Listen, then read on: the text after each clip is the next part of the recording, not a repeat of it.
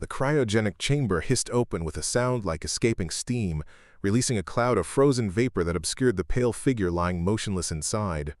Dr. Elena Vasquez had been asleep for 312 years, her body preserved in perfect stasis, while the galaxy around her burned and fell silent.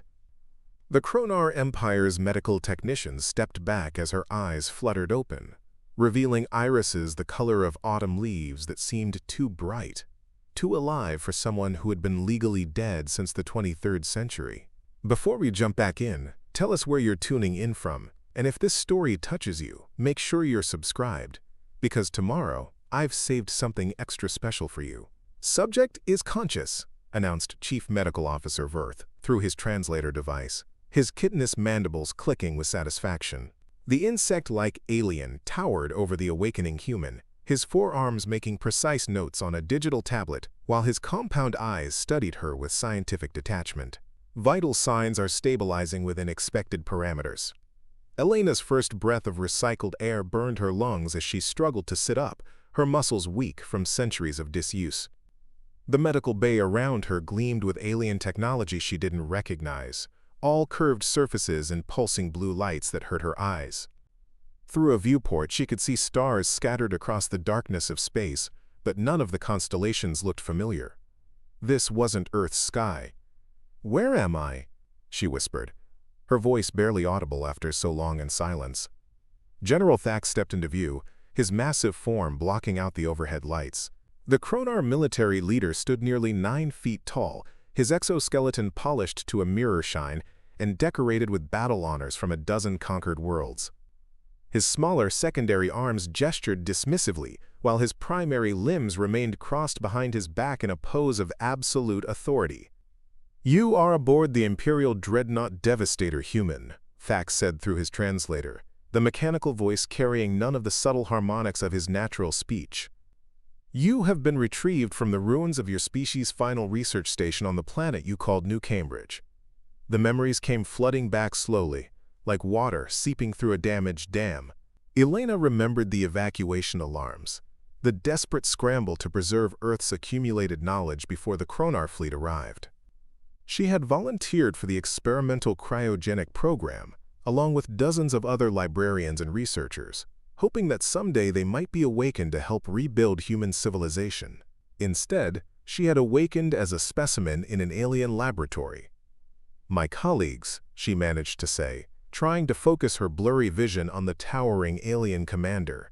"The other pods in the facility. Where are they?"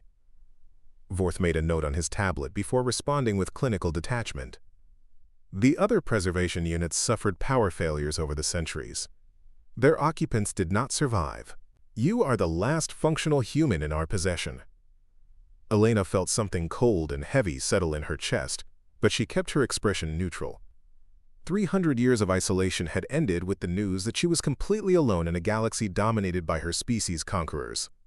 She had been the head librarian at the greatest repository of human knowledge ever assembled, and now she was apparently the only person left who remembered what they had lost. "Why did you revive me?" she asked, though part of her wasn't sure she wanted to know the answer. General Thakx moved closer to the medical bed, his compound eyes reflecting the room's blue lighting in thousands of tiny fragments. "The Kronar Empire has encountered something unusual in our expansion into the Outer Rim territories. We require information about human colonization patterns and defensive strategies." "You will provide this information." Elena almost laughed at the absurdity of it. "I'm a librarian, General. I organized books and helped people find information. I wasn't involved in military planning or colonial administration." "Nevertheless," Thakx replied, his voice carrying the weight of absolute certainty, "you possess the knowledge we require." Human record-keeping was remarkably thorough. Your digital archives contain detailed information about every aspect of your civilization, including military and colonial data. As a senior information specialist, you will help us interpret these records. Dr. Vorth stepped forward, his medical scanner humming as it passed over Elena's body. The subject appears to be in acceptable physical condition, despite the extended preservation period. Brain scans indicate normal neural activity. She should be capable of performing the required tasks. Elena realized with growing dread that she was being treated not as a person but as a resource to be exploited. The Kronar had awakened her because they needed her knowledge, not because they cared about her survival or well-being. She was a living key to unlock the secrets of a dead civilization. "I won't help you use human knowledge to hurt other species," she said, trying to inject some steel into her voice despite her weakness. General Thakx made a sound that the translator couldn't interpret, but Elena suspected it was laughter. "You misunderstand your situation, human. You are not being given a choice. You will assist us willingly, or we will extract the information from your mind through less pleasant methods." The Kronar Empire has developed very effective techniques for memory extraction. The threat was delivered with casual efficiency, as if Thakx was discussing the weather rather than torture. Elena felt a chill that had nothing to do with the lingering effects of cryogenic preservation. She was completely helpless, surrounded by aliens who saw her as nothing more than a biological storage device for data they wanted to access. "However," Thakx continued, "cooperation will make the process more efficient for all parties involved. You will be provided with adequate quarters and nutrition while you work. Upon completion of your assigned tasks, we may even allow you to remain alive as a curiosity for our xenobiological research division." Elena closed her eyes for a moment, trying to process the magnitude of her situation. She was the last human being in Kronar custody, possibly the last human alive anywhere in the galaxy. Everything she had ever known or cared about was gone, reduced to digital records that her captors wanted to exploit for their own purposes. The weight of that responsibility pressed down on her like a physical force. When she opened her eyes again, she found herself looking directly into General Thakx's compound gaze. Despite her fear and despair, something deep in her mind began to work, cataloging details and making observations. It was an old habit from her years as a librarian, the instinctive need to gather and organize information even in the most dire circumstances. The Kronar thought of themselves as superior to the humans they had conquered, but Elena was already noticing things that suggested otherwise. Their translator technology was impressive but imperfect, missing emotional nuances and cultural context. Their medical equipment was advanced but designed for their own physiology, requiring constant adjustments to work with human biology. Most importantly, they seemed to view intelligence as a simple matter of data processing, rather than understanding the complex interplay of knowledge, experience, and intuition that had made humans effective problem solvers. "I understand," Elena said quietly, and it was partially true. She understood that her captors saw her as a tool rather than a person. What they didn't understand was that tools could be used in ways their makers never intended. Dr. Vorth made another note on his tablet. "The subject appears to be accepting the reality of her situation. This should make the information extraction process more efficient." "Excellent," General Thakx replied. "Transfer her to quarters in Section 7 and begin the preliminary data compilation. I want a complete analysis of human colonial expansion patterns within the next 10 cycles." As the medical technicians helped Elena off the examination table and onto a mobility transport, she caught her first glimpse of the ship's main corridor through the medical bay doors. The Devastator was enormous, its hallways wide enough for multiple Kronar to walk side by side without crowding. The walls were covered in what appeared to be status displays and communication panels, all pulsing with information in scripts she couldn't read. The air hummed with the sound of countless systems operating at peak efficiency. Elena's quarters turned out to be a small chamber with basic furnishings scaled for human proportions. There was a sleeping alcove, a workstation with multiple display screens, and what appeared to be a food preparation unit. The walls were bare metal except for a single viewport that showed the stars wheeling slowly past as the ship traveled through space. It was comfortable enough by prison standards, but Elena had no illusions about her status. The door had no internal controls, and she could hear the subtle hum of security systems monitoring her every movement. The workstation had been loaded with an extensive collection of human records, everything from government databases to personal journals that had been salvaged from destroyed colonies. Elena recognized some of the sources, massive archives that had taken generations to compile. Seeing them reduced to alien database entries was like watching the dissection of a corpse. General Thakx visited her quarters the next day.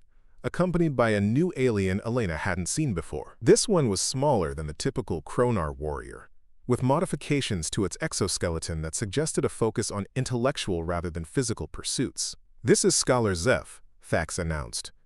"He will be supervising your work and ensuring that you provide accurate interpretations of the human data." Scholar Zeph stepped forward, his movements more fluid and precise than the warrior-caste Kronar Elena had encountered so far. "I have spent considerable time studying human psychology and social structures," he said through his translator. "Your species had certain admirable qualities despite your obvious physical limitations." Elena looked up from the data terminal where she had been pretending to work. "Preparing and narrating this story took us a lot of time, so if you are enjoying it, subscribe to our channel, it means a lot to us." Now back to the story. "Such as? Your information storage and retrieval systems were remarkably sophisticated for such a primitive species," Zeph replied, apparently oblivious to the insult embedded in his compliment. "Your libraries and databases contained knowledge on subjects ranging from theoretical physics to agricultural techniques. It demonstrates a level of intellectual curiosity that we find interesting." Elena bit back her first response and instead asked, "What happened to the human colonies? How many survived the initial conquest?" General Thakx made that untranslatable sound again. "None survived, human. Your species demonstrated an unfortunate tendency toward irrational resistance rather than sensible surrender. Most colonies fought until they were completely destroyed rather than accepting incorporation into the empire." The casual way he discussed the extinction of her entire species made Elena's hands tremble, but she forced herself to remain calm. "And now you need information from their databases to understand the territories they controlled." "Precisely," Scholar Zeph said, apparently pleased by her quick comprehension. "The humans colonized regions of space that we had not previously explored. Their survey data and territorial maps will allow us to expand more efficiently into those sectors." Elena stared at the screen in front of her, which displayed a three-dimensional map of human colonial space. Hundreds of systems were marked with various symbols indicating population centers, resource extraction facilities, research stations, and defensive installations. It represented 3 centuries of human expansion across the galaxy, the dreams and struggles of billions of people reduced to tactical intelligence for their conquerors. "I'll need time to organize the data properly," she said carefully. Human filing systems were complex, with multiple cross-referencing methods and security protocols. "It won't be a simple matter of extracting raw information." Scholar Zeph nodded approvingly. "We anticipated this. You will have access to all the computational resources you require. The Empire values thoroughness over speed in matters of strategic importance." After the aliens left, Elena sat alone in her quarters, staring at the vast collection of human knowledge spread across her screens. Every document, every database entry, every personal log represented a life that had been lost. The weight of responsibility was almost overwhelming. She was the last person who could properly interpret this information, the final guardian of humanity's intellectual legacy. But as she began to work through the files more carefully, Elena started to notice something that her captors had apparently missed. The humans who had compiled these databases had been preparing for exactly this scenario. Hidden within the routine cataloging and cross-referencing were subtle patterns and codes that would be invisible to anyone who hadn't spent years working with human information systems. Dr. Sarah Chen, the director of the New Cambridge Archive Project, had been more than just a colleague to Elena. They had worked together for decades, developing new methods for preserving and protecting critical information. Sarah had been paranoid about the possibility of their archives falling into enemy hands, and she had insisted on implementing multiple layers of security and misdirection. The files the Kronar had recovered contained accurate information, but they also contained carefully crafted disinformation designed to mislead anyone who didn't possess the proper decryption keys. Colony locations were subtly altered, defensive capabilities were understated, and resource surveys contained deliberate errors that would send prospective exploiters to worthless systems. More importantly, the databases contained hidden communications protocols that could be activated by someone with the proper knowledge. Elena realized that if any human colonies had survived the initial conquest, they might still be monitoring these frequencies, waiting for some sign that their civilization's archives had been preserved. Elena spent the next several days carefully examining the data, while pretending to compile basic territorial maps for her captors. Scholar Zeph visited regularly to check on her progress, always accompanied by armed guards who made it clear that any attempt at deception would be met with immediate retaliation. "Your work is proceeding satisfactorily," Zeph observed during one of his visits, reviewing the preliminary charts Elena had prepared. "These territorial boundaries match our own observations of former human space." Elena nodded while continuing to type at her workstation. The humans were very systematic in their record-keeping. Every colony filed regular reports on population, resources, and defensive capabilities. What she didn't mention was that she was simultaneously working on a much more complex project, hidden within the database's deepest layers. Using Sarah Chen's encryption protocols, she was compiling a comprehensive intelligence report on the Kronar Empire, based on her observations of the ship and its crew. The Devastator itself was a treasure trove of information for someone trained to notice patterns and inconsistencies. Elena had observed that the ship's crew operated on a rigid schedule that never varied, suggesting an inflexible command structure that couldn't adapt quickly to unexpected situations.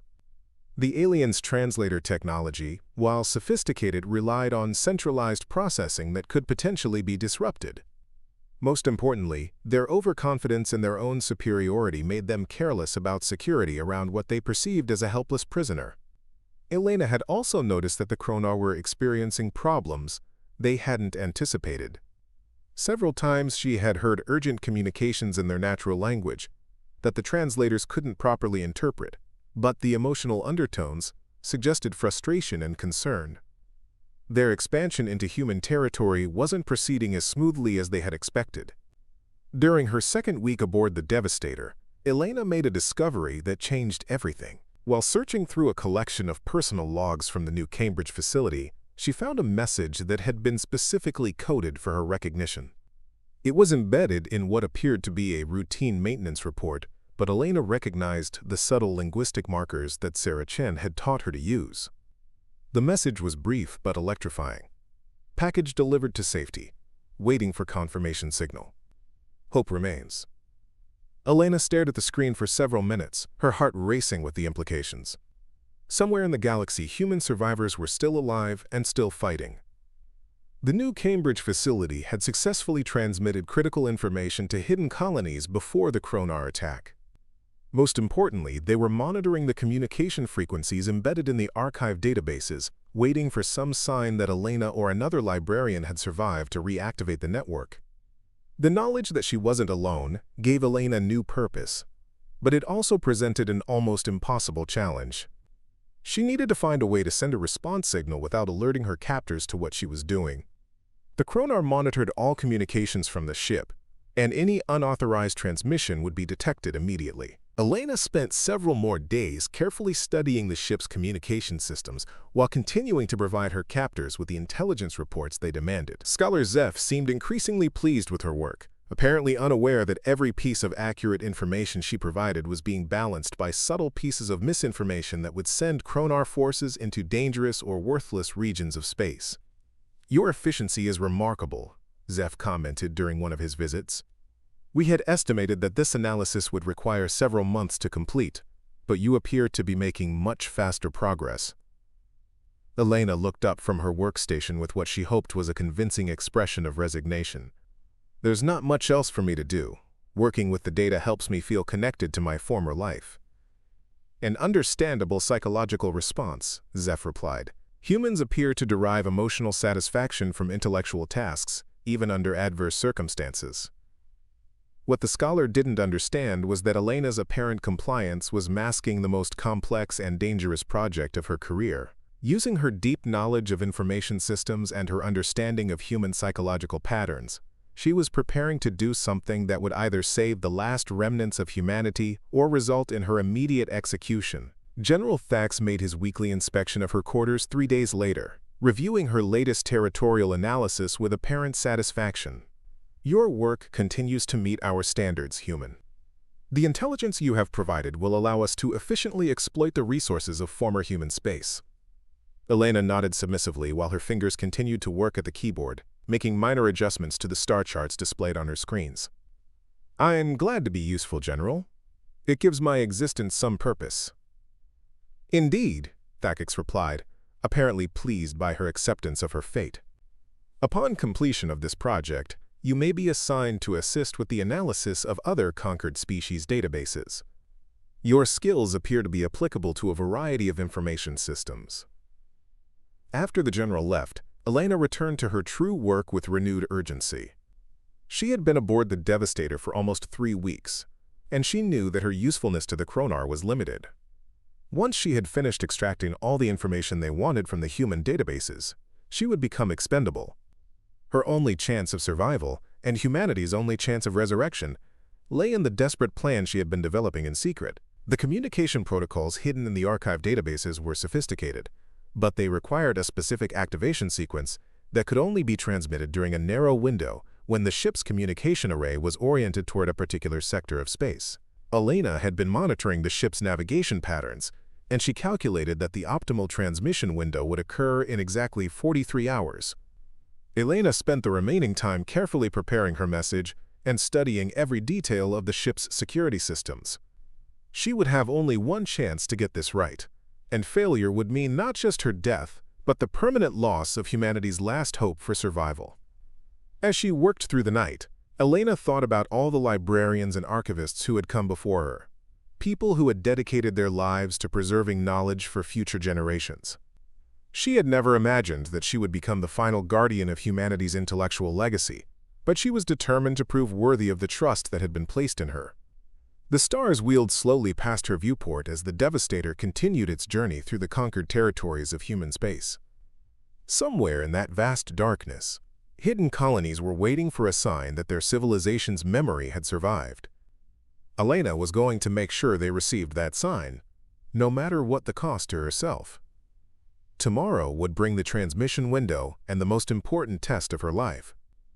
Tonight, she prepared to prove that sometimes the most dangerous weapon in the galaxy was a librarian who knew exactly where to find the information she needed. The transmission window opened at precisely 0347 ship time, when the Devastator's communication array aligned with the coordinates Elena had calculated from the hidden protocols. She had been awake for 6 hours, her fingers trembling slightly as she made final adjustments to the complex code sequence buried within what appeared to be a routine database backup procedure. Elena's heart hammered against her ribs as she initiated the transmission, disguising it as a standard maintenance check that the ship's automated systems would ignore. The message itself was invisible to casual observation, encoded within the quantum fluctuations of the data stream using encryption methods that Sarah Chen had developed specifically for this scenario. To any Kronar monitoring system, it would appear as harmless background noise in the ship's communication grid. The response came 18 hours later, hidden within a seemingly random cosmic radiation burst that the ship's sensors automatically filtered and cataloged. Elena nearly wept when she recognized the authentication code that confirmed her message had reached its intended recipients. Humanity's survivors were not only alive, but maintaining the communication network that would allow coordinated resistance against the Kronar Empire. Scholar Zeph arrived for his daily inspection completely unaware that the balance of power in the galaxy had just shifted dramatically. "Your progress on the resource survey data has been exemplary," he announced, reviewing Elena's latest fabricated reports with obvious satisfaction. "General Thakx is particularly pleased with your analysis of the mining operations in the Kepler sector." Elena maintained her submissive posture, while internally celebrating the fact that her deliberately falsified data had sent an entire Kronar exploration fleet toward a region of space where they would find nothing but radiation storms and gravitational anomalies. "I'm grateful for the opportunity to contribute, Scholar Zeph. Working with this information helps me feel like I'm honoring the memory of my people." "A commendable sentiment," Zeph replied, apparently touched by what he perceived as her acceptance of human extinction. "Your species may have been physically inferior, but your information preservation instincts were quite sophisticated." What Zeph didn't realize was that those same preservation instincts had led Elena to compile a comprehensive intelligence profile of the Kronar Empire that would soon be transmitted to every surviving human colony in the galaxy. She had identified critical weaknesses in their military structure, mapped their supply lines, and analyzed their expansion patterns to predict where they would strike next. The Kronar's greatest vulnerability was their complete dependence on centralized command and control systems. Every ship in their fleet relied on constant communication with Imperial Command for tactical updates and strategic guidance. Their individual commanders were trained to follow orders without question, rather than adapt to changing circumstances.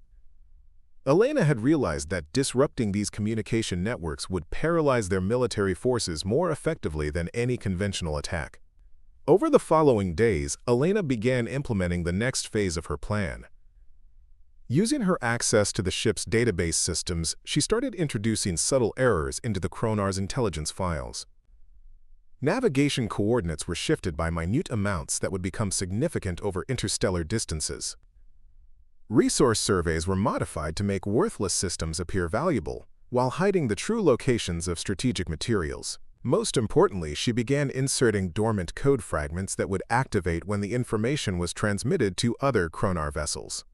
Dr. Vorth made an unexpected visit to her quarters during the third week of her deception campaign. The medical officer seemed more agitated than usual, his mandibles clicking rapidly as he conducted what appeared to be a routine health assessment. The subject's neural activity patterns have shown some unusual fluctuations, Vorth reported to Scholar Zeph over the communication link. There may be some degradation in cognitive function related to the extended cryogenic preservation. Elena forced herself to appear slightly confused and disoriented, while Vorth ran his medical scanners over her brain. "I've been having some difficulty concentrating lately," she said with carefully manufactured uncertainty. "Sometimes I forget things or mix up details in the databases."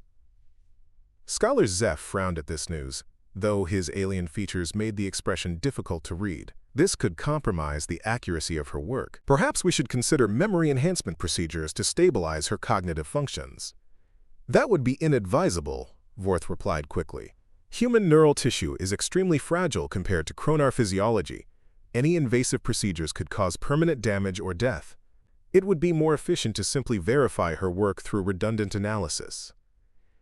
Elena felt a moment of genuine fear as she realized how close she had come to exposure, but her gambit had worked. By appearing to suffer from minor cognitive difficulties, she had provided herself with plausible cover for the small inconsistencies that might be detected in her fabricated data. The Kronar would attribute any discrepancies to deteriorating human memory rather than deliberate sabotage.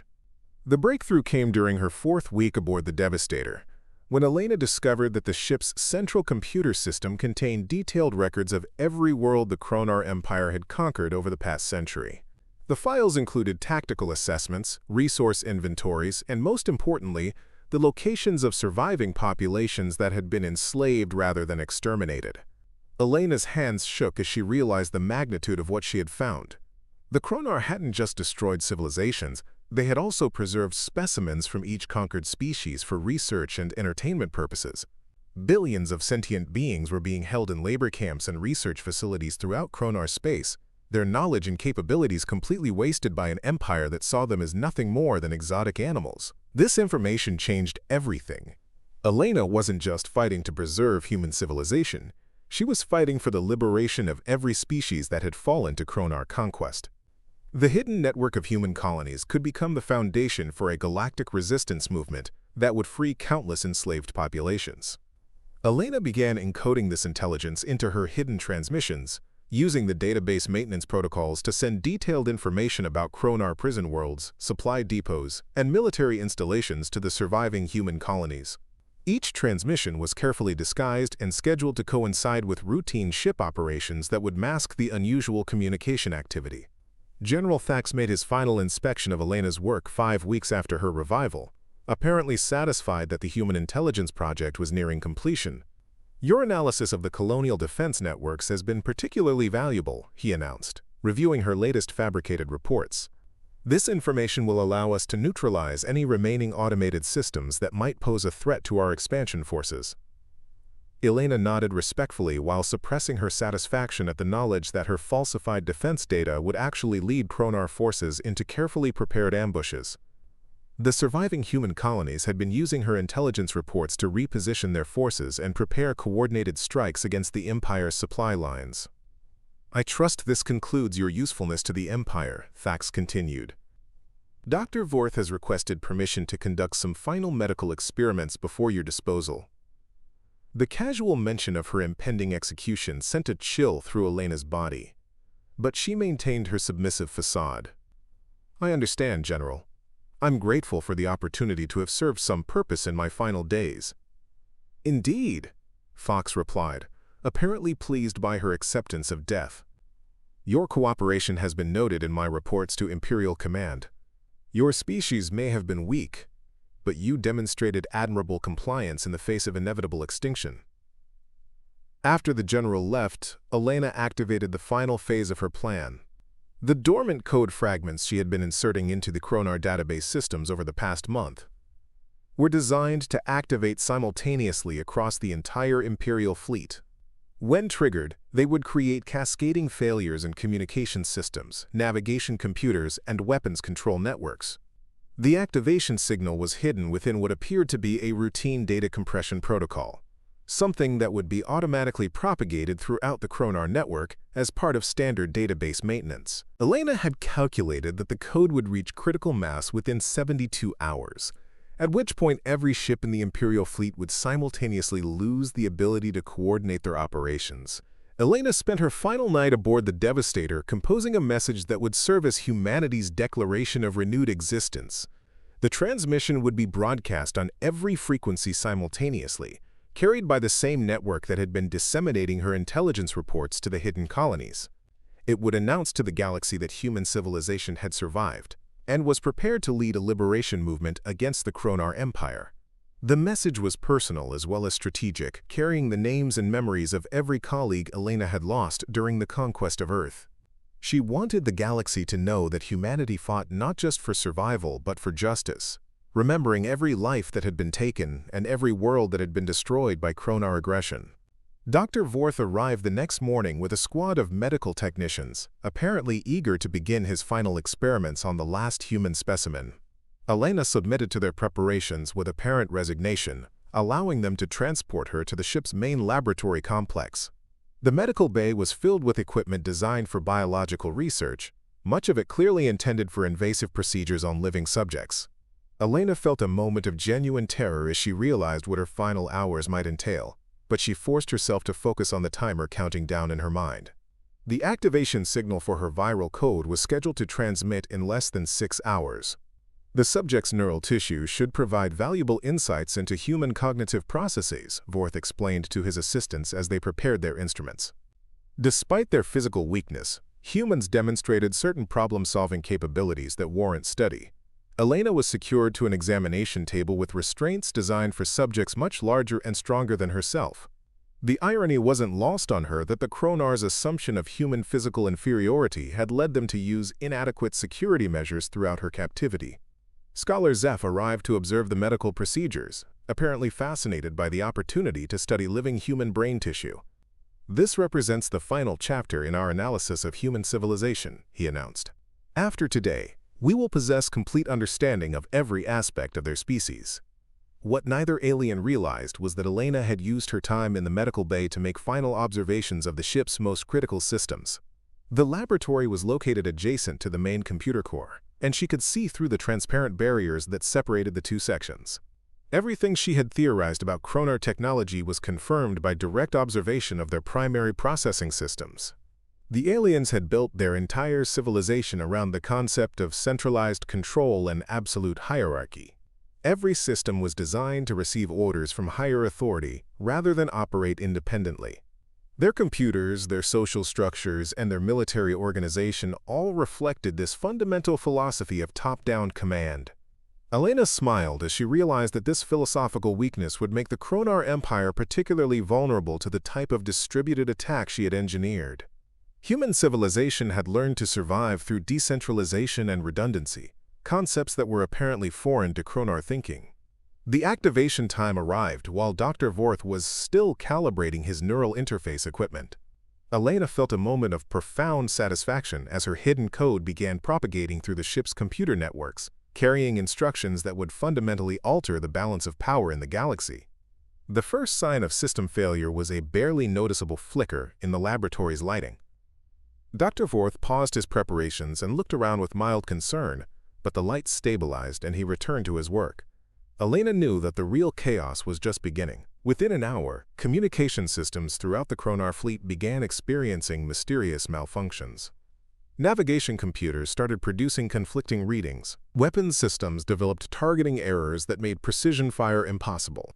Most critically, the centralized command networks that coordinated military operations across the Empire began to collapse under the weight of cascading software failures. The bridge of the Devastator erupted in panic as critical systems failed one after another. Elena could hear the urgent communications echoing through the ship's corridors as officers tried desperately to restore functionality to their disabled equipment. General Thakx's voice rose above the chaos, demanding explanations that his technical staff couldn't provide.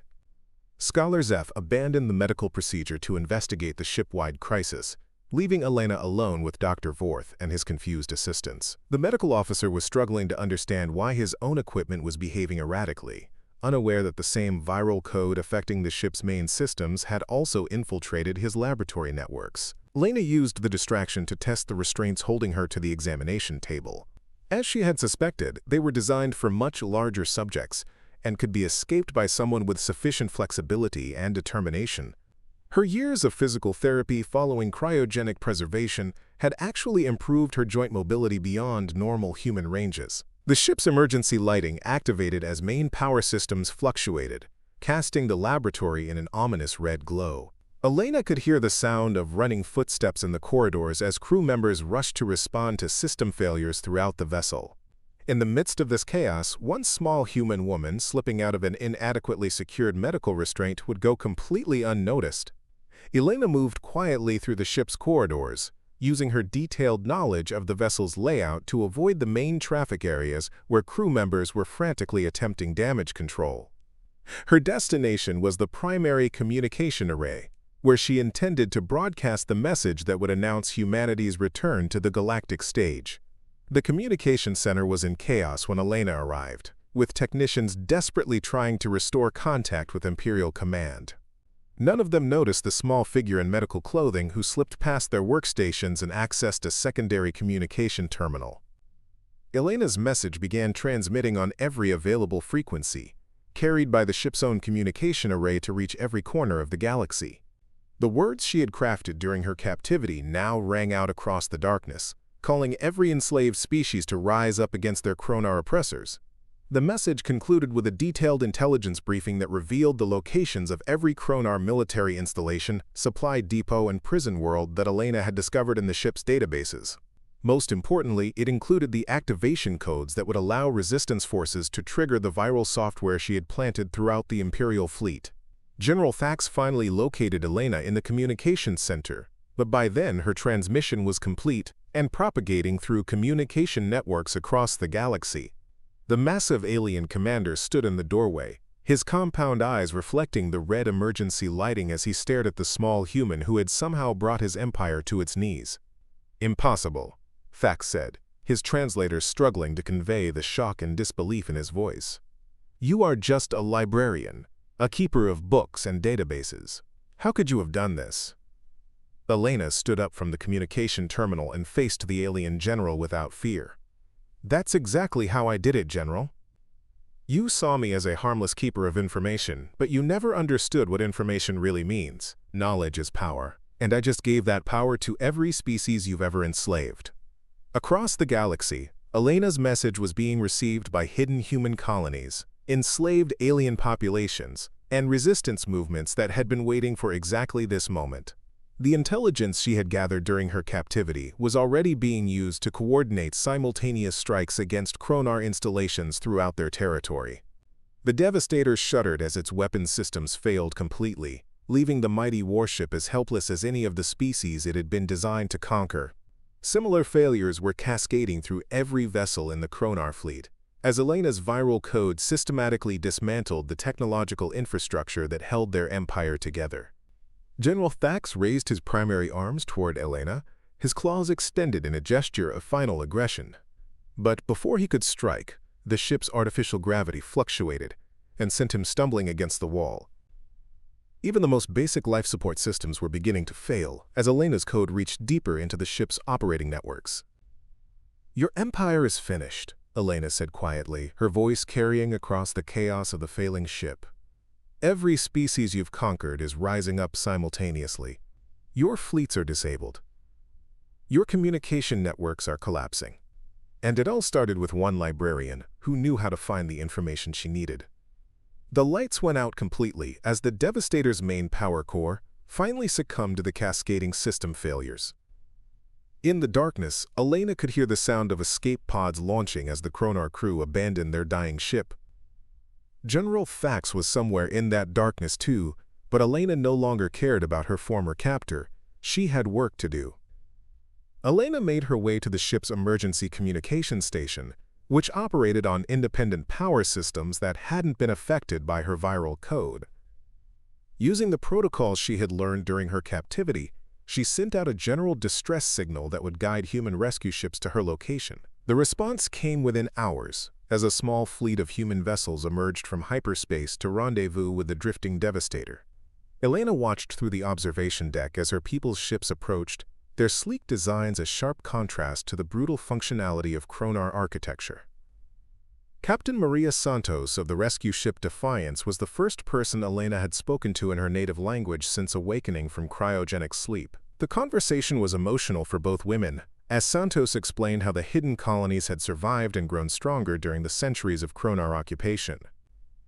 "Your intelligence reports have been invaluable," Santos said as they watched the Devastator being secured by human salvage teams. "We've been coordinating with resistance movements across 12 different species. The simultaneous uprising you triggered has already liberated over 30 worlds." Elena felt a profound sense of satisfaction as she realized the full scope of what her actions had accomplished. The Kronar Empire, which had seemed invincible just days before, was collapsing under the weight of coordinated rebellion by every species it had conquered. The viral code she had planted in their systems had disabled their ability to respond effectively to the widespread uprising. "There's something else," Elena said, remembering the vast databases she had accessed during her captivity. "The Kronar have detailed records of every species they've encountered, not just the ones they conquered, but also civilizations they chose not to attack, because they seemed too dangerous or unprofitable. We can use that information to build alliances with species that have never fallen under Imperial control." Captain Santos smiled at the implications. A galactic alliance of free species, united against conquest and oppression. "Your librarian skills may have just changed the course of galactic history, Elena." Elena looked out at the stars visible through the ship's viewport, no longer seeing them as the empty darkness of exile, but as beacons of hope for a galaxy finally freeing itself from tyranny. She had awakened from cryogenic sleep as the last representative of a conquered species, but she would live to see humanity take its place as a leader in a new galactic civilization built on cooperation rather than domination. The Kronar Empire had made a fatal mistake when they chose to preserve one human librarian as a source of information. They had assumed that knowledge was just data to be extracted and exploited. But Elena had shown them that true knowledge included the wisdom to use information as a weapon against injustice. In the end, they had thawed a human librarian, and she had written their obituary in the form of a liberation that would echo across the galaxy for generations to come. The age of conquest was ending, and the age of cooperation was about to begin. 1 year after the collapse of the Kronar Empire, Elena Vasquez stood before the newly formed Galactic Liberation Council in the Great Assembly Hall on New Geneva Station. Representatives from 43 different species filled the curved seating tiers, their diverse forms unified by a common purpose that would have been impossible under the old regime of conquest and subjugation. The former Kronar territory had been transformed into something unprecedented in galactic history, a voluntary confederation of free worlds where each species contributed according to their strengths rather than being exploited for the benefit of an imperial elite. The transition hadn't been without challenges, but the shared experience of oppression had created bonds of solidarity that transcended biological and cultural differences. Elena's role in the new order was unlike anything she could have imagined during her centuries of cryogenic sleep. As the Chief Information Coordinator for the Liberation Council, she had helped establish the most comprehensive knowledge-sharing network the galaxy had ever seen. Every species contributed their unique insights and discoveries to a common database that had already accelerated technological and social progress beyond what any individual civilization had achieved alone. Ambassador Cathari of the Vixen Collective, whose aquatic species had been enslaved for mining operations in toxic environments, approached Elena before the day's session began. Her translation device rendered her subsonic communications into clear standard speech as she expressed gratitude that still moved Elena deeply. "The liberation protocols you developed saved over 2 million of my people," Cathari said. Her bioluminescent patterns shifting to colors that Elena had learned indicated profound emotion. "Children who were born in Kronar labor facilities are now swimming free in our homeworld's oceans for the first time." Elena nodded respectfully, touched by the reminder of what their coordinated uprising had accomplished. The precision strikes she had coordinated through her intelligence network had targeted prison facilities and supply lines rather than populated areas, minimizing casualties while maximizing the disruption of Imperial control systems. It had been warfare by information rather than destruction, exactly the kind of conflict that played to humanity's greatest strengths. The morning session focused on the establishment of new trade routes that would allow former prison worlds to rebuild their economies without dependence on their former captors. Elena had spent months analyzing the economic data hidden in Kronar archives, identifying resource flows and production capabilities that could be redirected toward mutual benefit rather than imperial exploitation. Minister Grax of the Thorian Republic, whose silicon-based people had been forced to work in high-temperature manufacturing facilities, presented a proposal for technology sharing that would benefit multiple species simultaneously. "The humans' distributed processing concepts have revolutionized our quantum computing applications," he announced through his mineral-based communication system. "In exchange, we offer our metallurgical advances to help the Andrelli rebuild their orbital shipyards." This kind of voluntary cooperation represented a fundamental shift from the zero-sum thinking that had characterized Kronar imperial policy. Elena watched with satisfaction as representatives negotiated agreements based on mutual advantage rather than the coercion and tribute systems that had dominated galactic politics for centuries. During the lunch break, Elena received an encrypted message from Captain Santos, who was now commanding the Deep Space Reconnaissance Fleet responsible for locating and dismantling remaining Kronar installations. The message contained both encouraging news and a troubling development that would require the Council's immediate attention. "We've successfully liberated the prison complex in the Rigel sector," Santos reported through the secure channel. "Over 50,000 beings from 12 different species have been freed and are receiving medical treatment aboard our hospital ships. However, our scouts have detected automated Kronar facilities that appear to be continuing operations without biological oversight." Elena felt a chill as she realized the implications. The Kronar had apparently installed self-sustaining robotic systems in some of their most remote territories, facilities that could continue their destructive missions indefinitely, without receiving new orders from the collapsed Imperial command structure. These ghost installations represented a lingering threat that could undermine the fragile peace the Liberation Council was working to establish. Elena brought this intelligence to the afternoon session, where it sparked immediate concern among the assembled representatives. The prospect of autonomous Kronar systems continuing to operate according to their original programming represented exactly the kind of threat that the new Confederation was designed to address through collective action. Commander Yeik of the Zeltron Defense Force, whose insectoid species had maintained guerrilla resistance throughout the occupation, clicked his mandibles in a pattern that indicated strategic thinking. "Our long-range sensor networks have detected similar anomalies in the Outer Rim territories. These facilities appear to be manufacturing equipment and materials according to pre-programmed specifications."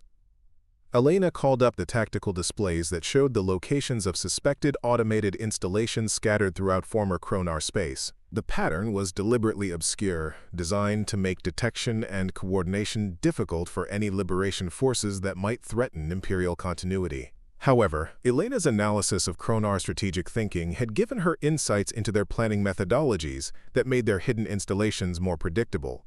The Kronar always established their automated facilities in systems with specific resource profiles, Elena explained to the assembled delegates. They preferred isolated locations with multiple asteroid fields for raw materials and stable stars for long-term energy generation. If we cross-reference these criteria with their known expansion patterns, we can predict where the remaining installations are most likely to be located. Admiral Desch of the Cantorian Star Navy, whose crystalline species had maintained detailed astronomical records throughout their captivity, offered the use of their survey data to support the search efforts. Our navigational archives include detailed information about resource distribution in every system we were forced to survey for our captors. This data could significantly improve the accuracy of your predictions. Elena spent the next several hours working with specialists from multiple species to create comprehensive search patterns that would allow systematic identification and neutralization of the automated threats. The collaborative effort demonstrated exactly the kind of coordinated problem-solving that had made the liberation possible in the first place. The breakthrough came when Dr. Feng of the Human Technical Analysis team discovered that the automated installations were still connected to a vestigial communication network that had survived the collapse of the main Imperial command structure.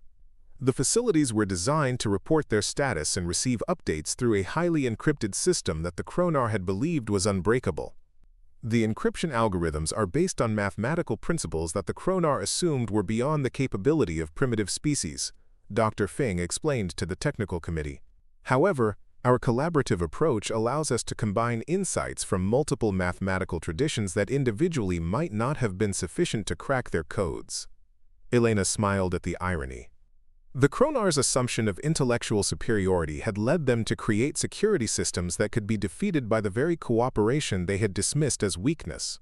The combined mathematical insights of 43 different species provided computational approaches that no single civilization would have developed independently. Within days, the Liberation Council's technical teams had broken the Kronar encryption and gained access to the automated network. Elena found herself once again in the position of using enemy communication systems against their creators, but this time she had the support of an entire galactic community rather than operating alone in hostile territory. The intelligence gathered from the automated network revealed the scope of the continuing threat.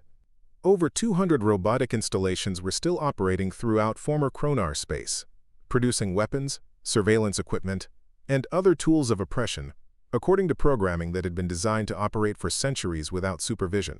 More disturbing was the discovery that some of these installations had been programmed with adaptive protocols that would allow them to modify their operations based on changing conditions. These facilities were essentially learning from their environment and evolving their capabilities to better fulfill their original mission of supporting Imperial expansion. Elena coordinated the development of a comprehensive response plan that would leverage the unique capabilities of each member species in the Liberation Council. Aquatic species would handle installations in water-rich environments. Silicon-based civilizations would address facilities located in high-temperature systems. Species with advanced computational abilities would focus on installations with sophisticated AI components. The operation began with simultaneous strikes against 12 target installations, each assault carefully coordinated to prevent the automated systems from warning their counterparts about the attacks. Elena monitored the progress from the command center on New Geneva Station, watching as decades of Kronar planning dissolved under the coordinated efforts of their former victims. The Vixen Collective's aquatic forces successfully infiltrated a massive underwater manufacturing complex on Kepler Prime, using their natural swimming abilities to bypass security systems designed for air-breathing species. The Thorian Republic's heat-resistant engineers disabled a weapons production facility located in the corona of a dying star, working in conditions that would have been lethal to most other forms of life.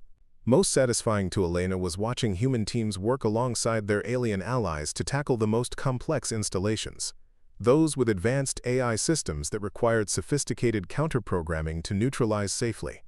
The cooperation she witnessed represented the fulfillment of everything she had hoped to achieve when she first sent her liberation message into the darkness. The final automated installation was neutralized 6 months later, marking the true end of Kronar Imperial influence in the galaxy. Elena stood once again before the Liberation Council, but this time to deliver a very different kind of report than the intelligence briefings that had characterized the war effort. The last vestiges of the Kronar Empire have been eliminated, Elena announced to the assembled representatives. The automated installations have been either destroyed or reprogrammed to serve peaceful purposes. Their weapons manufacturing facilities are now producing medical equipment. Their surveillance networks have been converted to early warning systems for natural disasters. Their computational resources are being shared among our research institutions. The applause that followed was unlike anything Elena had ever experienced, a cacophony of sounds, bioluminescent displays, and harmonic vibrations that represented the celebration of 43 different species expressing joy in their own unique ways. Elena felt tears streaming down her face as she realized that the nightmare of galactic oppression had truly ended. Ambassador Cathari approached the podium to deliver the Council's formal recognition of Elena's contributions to galactic liberation. In the archives of every free world, the name Elena Vasquez will be remembered as the librarian who preserved not just information but hope itself. When our oppressors sought to use our knowledge against us, she turned that very knowledge into the weapon that set us all free. Quote, Elena accepted the honor with gratitude, but she knew that her true legacy lay not in personal recognition, but in the institutional changes that would prevent future tyrannies from taking hold. The Liberation Council had established new protocols for information sharing that would make it impossible for any single species to monopolize knowledge or technology. The galaxy's accumulated wisdom would be preserved and protected by all civilizations working together. The ceremony concluded with the formal establishment of the Galactic Archive Project, a distributed library system that would ensure no knowledge would ever again be lost to conquest or catastrophe. Elena would serve as the first Director of Information Preservation, working with archivists and scholars from every member species to create the most comprehensive repository of knowledge in galactic history. As Elena looked out at the representatives returning to their homeworlds, she thought about the journey that had brought her from a simple librarian on a doomed research station to the coordinator of galactic liberation. She had awakened from cryogenic sleep believing she was the last of her kind, only to discover that she was actually the key to freeing billions of enslaved beings. The Kronar had thawed a human librarian expecting to extract useful information from her memory. Instead, they had unleashed someone who understood that information was only powerful when it was shared freely rather than hoarded for personal advantage. Elena had written their obituary not with weapons or violence, but with the simple act of giving knowledge back to those who needed it most. In the end, the galaxy had learned that the most dangerous enemy of tyranny was not the strongest warrior or the most advanced technology, but someone who knew where to find the right information and had the wisdom to share it with others. The age of empire was over, and the age of cooperation had begun. Up next, you've got two more standout stories right on your screen. If this one hit the mark, you won't want to pass these up. Just click and check them out.